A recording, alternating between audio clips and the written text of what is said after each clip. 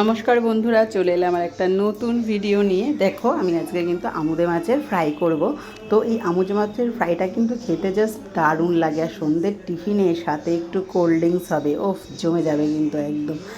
দেখো, আমি আমুদে মাছটা খুব ভালো করে ধুয়ে ভালো করে শুকনো শুকনো করে জল ঝরিয়ে রেখেছি। এর মধ্যে আমি দিয়ে দিলাম বেসন, একটু চালের গুঁড়ো দিলাম কড়কড়ে হওয়ার জন্য, দিয়ে দিলাম পরিমাণ মতো লবণ, হলুদ, একটু লঙ্কার গুঁড়ো, একটু জিরের গুঁড়ো দিয়ে বেশ ভালো করে দেখো এতটাই জলটা শুকনো করে, এতটাই জল শুকনো করে রেখেছিলাম মাছগুলো যে আমি এই সবগুলো দেওয়ার পরে আমার হাতে একটু জল নিয়ে কিন্তু মাখাতে হলো।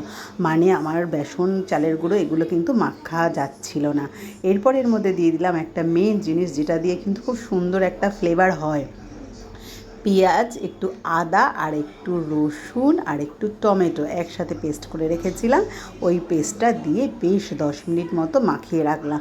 আর এই পেস্টটা দিলে বন্ধুরা এত সুন্দর একটা গন্ধ বেরায়, তোমরা করলেই খেলে তবে ফিল করতে পারবে যে এত সুন্দর। আর এই আমুদে মাছের ফ্রাইটা সন্ধ্যাবেলা খেতে কিন্তু দারুণ লাগে। আর সাথে কিন্তু একটু কোল্ড ড্রিঙ্কস। আর ছেলেদের সাথে কি বলো তো বন্ধুরা, ওদের তো ওটা দিয়ে দিলে একদম দারুণ, জাস্ট জমে যায় ওদের।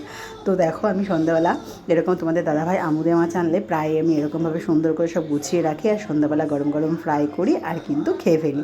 তো আমার এই ছোট্ট রেসিপিটা তোমাদের কেমন লাগলো অতি অবশ্যই কমেন্টে জানিও বন্ধুরা।